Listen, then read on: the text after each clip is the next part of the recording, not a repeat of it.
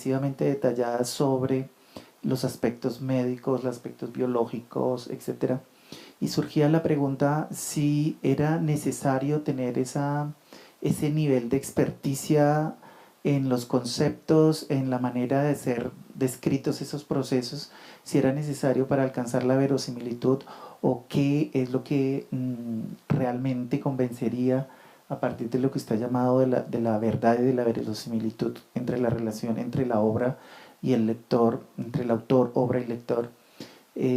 ¿Cómo podría como ampliarnos un poco más esa necesidad de la verosimilitud y cómo se lograría, o si es necesario ese nivel de indagación y de investigación sobre un tema que el autor desconoce y necesita convertirse casi que en médico o en un médico forense para poder describir cómo fue la herida, cómo está el cuerpo, ese tipo de cosas? Sí, yo creo que en algunos casos la novela policíaca a veces adolece, digamos, de ese espejismo de la confirmación científica de lo que se dice, que es distinto a la verosimilitud. Sí, yo creo que, y lo trato de explicar con un ejemplo.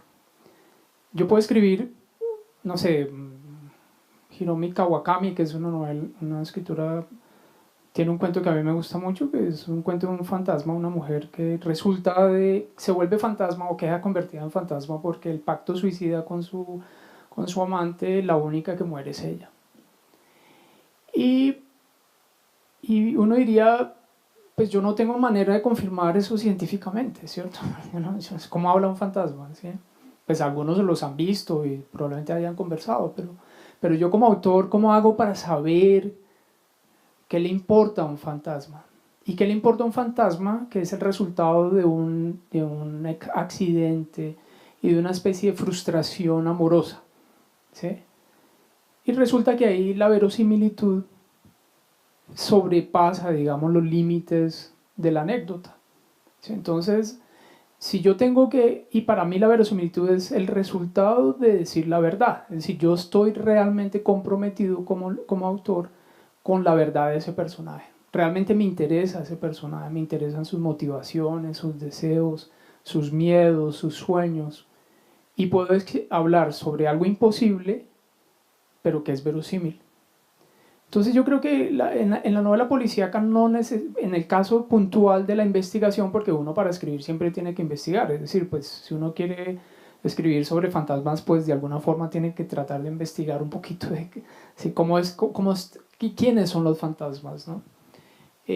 Pero en el caso de novela policíaca, donde hay un crimen que para convencer al lector el escritor quiere echar mano de todos los recursos científicos, solamente es posible, yo diría que ese recurso solamente sería válido en la medida en que sirva para la historia, no para el escritor.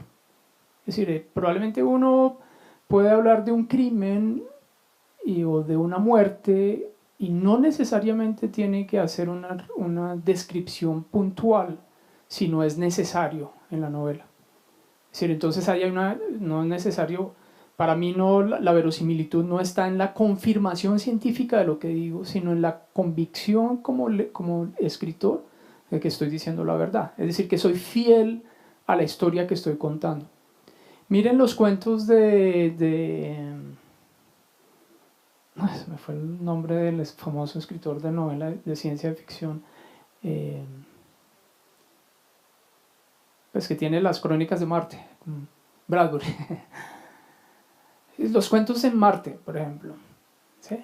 Sabemos que eso es imposible, es decir, todo lo que sucede ahí es imposible de verificarlo científicamente. Julio Verne, ¿no? Bueno, Julio Verne, pues una de sus críticas era que no era solamente imposible, sino que era improbable. Entonces, lo que es verosímil es lo que es probable al interior de la historia para mí. ¿Sí? Es decir, lo que está sucediendo ahí eso tiene que pasar de esa manera. ¿Sí? Y no necesariamente tengo que hacer un estudio científico para que eso pase. Es decir, yo, no sé, acabo de publicar una novela, bueno, es parte de la propaganda de publicidad, pero es una novela de un hombre que pierde la memoria, ¿sí? Que tiene un accidente cerebrovascular y es una invención, ¿sí? pero para mí lo importante es que eso que sucede ahí sea probable al interior de la historia, ¿sí? Así sea imposible científicamente. Entonces la verosimilitud, insisto, no necesariamente es una ecuación o es la igualdad a la realidad científica. Sí, yo creo que la verosimilitud es que yo sepa que eso que está sucediendo es probable, así sea un fantasma. Sí, yo creo que ese es un buen ejemplo para usar los recursos, para saber que lo que yo estoy contando es verdad, es por eso, no porque sea verdad por una cosa que me impone la necesidad de ser científicamente probable. Si yo tengo que hacer una descripción en una novela de una herida, porque en esa herida hay una imagen que me recuerda a la niñez, por ejemplo, y si eso es importante para la historia, pues la cuento. Si yo tomaría la decisión de contarla porque es importante para la historia, porque tiene que ver con la historia, porque le atañe al personaje y porque eventualmente le atañe al lector. ¿Sí? Pero entonces lo otro creo que es una de las tendencias para supuestamente darle un peso a lo policial. Y si ustedes ven muchas novelas, por ejemplo en Chandler, que sigue siendo como ese referente puntual, pues no son novelas muy descriptivas en ese sentido, ¿no? Hay necesarias, obviamente si hay un proyectil que define una dirección y me permite a mí saber dónde estaba situado quien dispara, pues y eso tiene que ver con la historia, pues es obvio que tiene que estar ahí, si lo quiero usar, si eso tiene un sentido en la historia, ¿no? Y ahí volvemos y ahí entramos pues un tema fundamental que es el de los detalles, pero eso es otra historia. Maestro, ¿usted por qué decidió escribir sobre el género, bueno, de novelas negras y por qué no otro género? Bueno, como decía en la lectura, este es el resultado de una invitación concreta de una colección que se llamaba Literatura o Muerte, que es bonito, o escribe uno o se muere, ¿no? O lo matan, bueno, no sabemos. Y por eso surge, es decir, también porque, pues porque es igual, yo creo que en el fondo escribir una novela policial, para mí lo único que la diferencia son es precisamente es ser fiel a cierto tipo de formato.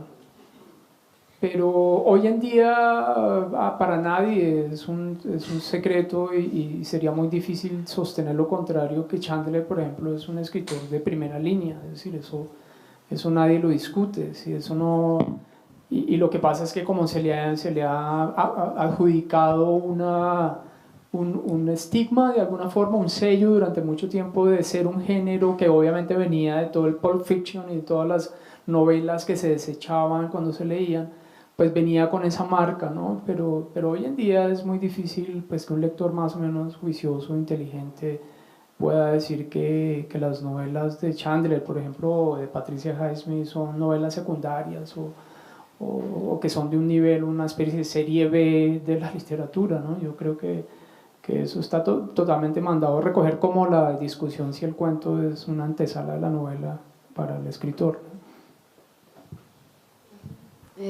Buenas noches, ¿cómo estás? Quería ver si nos podías compartir un pedazo de alguno de tus textos. Sería muy bonito escuchar de tu voz algo que has escrito para conocer la forma en que has desarrollado a tu manera la literatura o la novela negra. Ahora, en el transcurso de estos primeros 10 días que completo vigilando el cuerpo en apariencia inerte de Charlotte, intento desenterrar y descifrar la fuente de ciertas ideas que me rondan con insistencia creciente en la cabeza. Aunque son frases inconclusas, sin ninguna hilación entre una y otra, como relámpagos que me encendieran el cerebro, descubrir su sentido parece ser la única tarea que puedo llevar a cabo aquí, en esta habitación de Baviera. Por momentos pienso que si decidiera pronunciarlas en voz alta, sonarían como sentencias sacadas de algún ideario sobre las concepciones trascendentales de la vida, de algún compendio que recogiera por la voluntad de un antologista anónimo y sensible las explicaciones a los pesares perpetuos de los hombres y las incertidumbres de su destino. En otras ocasiones, ya sea en el recorrido que hago ahora cada mañana desde la casa al hospital, o en las horas de mi silenciosa visita observando el perfil o los cambios de luz sobre alguno de los brazos de Charlotte, o ya de camino a la galería, me dejo convencer de que las frases regresan desde un profundo rincón de la memoria, saliendo a flote desde uno de los depósitos que llenan los días pasados en la casa de Gante unos 60 años atrás.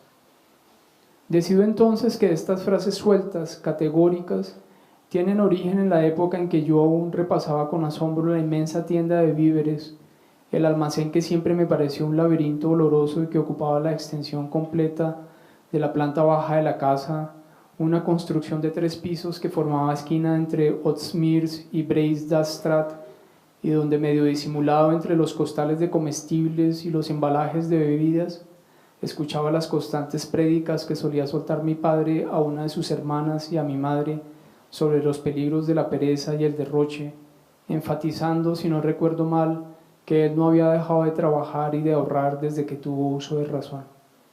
Gracias a esa especie de férreo catecismo, consiguió amasar una importante fortuna, convirtiéndose en esa época de penurias universales en uno de los pocos mayoristas sin competencia, abasteciendo de víveres, bebidas y artículos de fantasía a los habitantes de varios barrios a la redonda, sin contar las provisiones para algunos de los barcos que llegaban por el Leil. No me cuesta imaginar que mi padre, con el poder premonitorio que parecía sostener siempre sus palabras, haya adivinado que así como me quedé con algo de esa fortuna, yo recogería con el tiempo el eco de sus frases. Quizás me sirvan ahora para tratar de comprender el mundo nuevo que soporto en un silencio semejante al de Charlotte, en esa otra forma de inmovilidad en la que estaré un número de horas y días que nadie aún puede saber. ¿Habrá sospechado mi padre, muerto hacía tantos años, que su hijo mayor, apóstata de sus credos, terminaría por apropiarse de las peroratas morales como posible aclaración de su próximo desmoronamiento, de mi reciente descenso a la insensatez? Todo está relacionado, diría entonces mi padre, y la vida de un hombre, por más precario que sea el territorio que haya podido levantar a su alrededor, se reduce a desilvanar ese todo, la maraña de eventos que le hace creer, por ejemplo, que las visiones que tuvo un niño en una ciudad lejana son las mismas que enfrenta este corazón que se acerca a los 70 años, con la faz de un habitante respetado y respetable por todos los que lo conocen, pero comprometido con el secreto de un crimen estremecedor.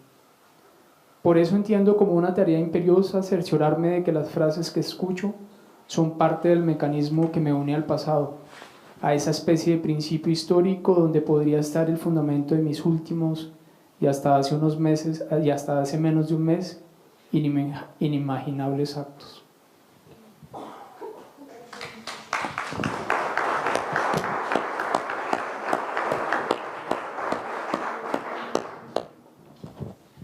Julio, me gustaría saber acerca de su proceso de revisión, de corrección, de ajuste, en el siguiente sentido. Por un lado, digamos, si usted tiene una mecánica definida, de pronto si dice, yo trabajo primero desde revisar si ese es el narrador, revisar si esa es la trama, revisar. Algunos dicen, no, en la última etapa trabaja, digamos, la construcción de los diálogos o la revisión de los elementos que sorprenden al lector, o la construcción de un ritmo, revisa ese ritmo narrativo. ¿Cómo es ese paso a paso? Incluso también como en ese proceso, si hay de pronto una mirada externa en la que se apoya de pronto, o si hay algunos periodos de descanso del texto. Esos detallitos me gustaría conocerlos. Pues por una simple situación práctica, digamos, de no tener mucho tiempo, busco la manera más fácil de trabajar, es decir, la que para mí sería la más sencilla. Yo, cuando estaba en lo de la maestría de escrituras creativas en la Nacional, había un tema que intentaba que discutiéramos sobre procesos de escritura o como prácticas para que funcionaran. Una era pues la famosa bitácora y pues la idea de las libreticas y las tarjetas que se llevan, porque yo creo mucho como en un sucedáneo de la inspiración, y es en ese tema de tener siempre el texto en la cabeza. independientemente del tiempo que uno tenga o de la posibilidad de sentarse a escribir. Yo creo que una de las prácticas, para mí por lo menos, que me permite como desenredar ciertas cosas o descubrir parte del enigma, yo creo que hay una para mí te sigue, pues a mí la idea de escribir un texto de ficción sigue siendo una cosa muy misteriosa, digamos, que no considero, me guío un poquito por eso que decía Bioy Casares, de que uno siempre está en cero, ¿no? Pues puede que tenga cierta capacidad o habilidad un poquito más desarrollada a medida que sigue escribiendo. Pero en las prácticas mías, pues simplemente por una cuestión de tiempo, de estar en un trabajo de tiempo completo, lo que intento es siempre estar pensando en los tiempos muertos en el texto. Y pienso que otra manera también con la que a mí me sirve para escribir es identificar que en el texto mismo que estoy escribiendo está implícito, creo que eso lo dice alguien, ¿no? Me estoy apropiando de algo que no recuerdo, pero no sé si lo he dicho yo, pero que es que en el mismo texto está el secreto de lo que viene. Es decir, no necesariamente como de lo que viene como escrito, como la manera como voy a escribir, es lo que quiero decir, no en el sentido de argumentarlo, de anécdota, sino que en la medida en que y así es que yo releo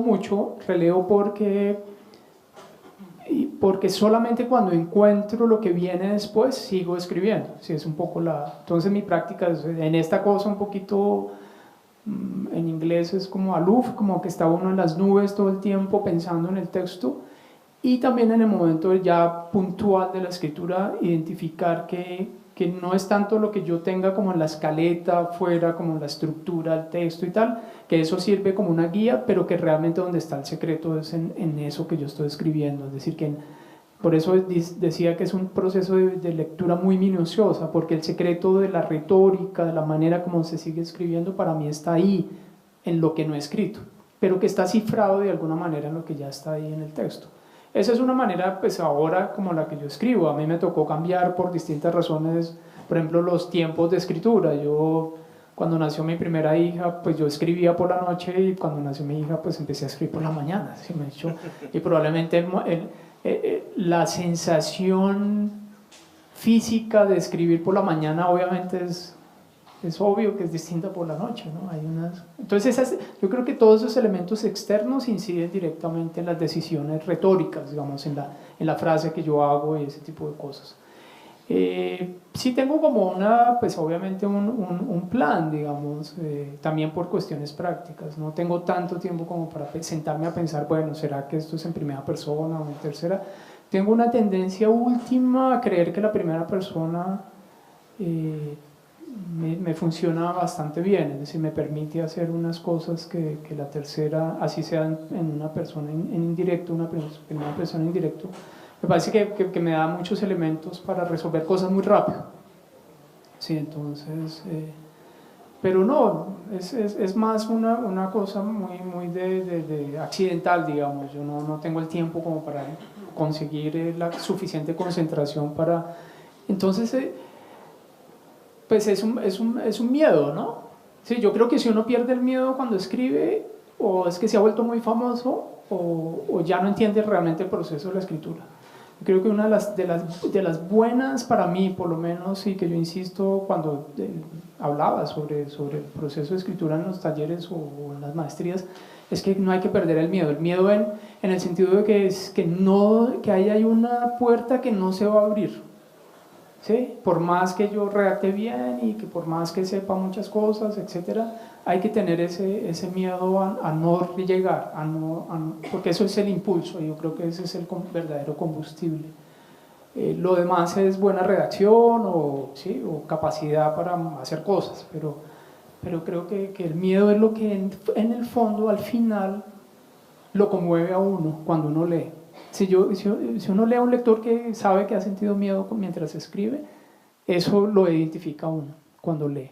Y para mí, esos son los escritores que se quedan con uno, ¿no? Eso, de los que uno puede aprender cosas, pienso, no sé.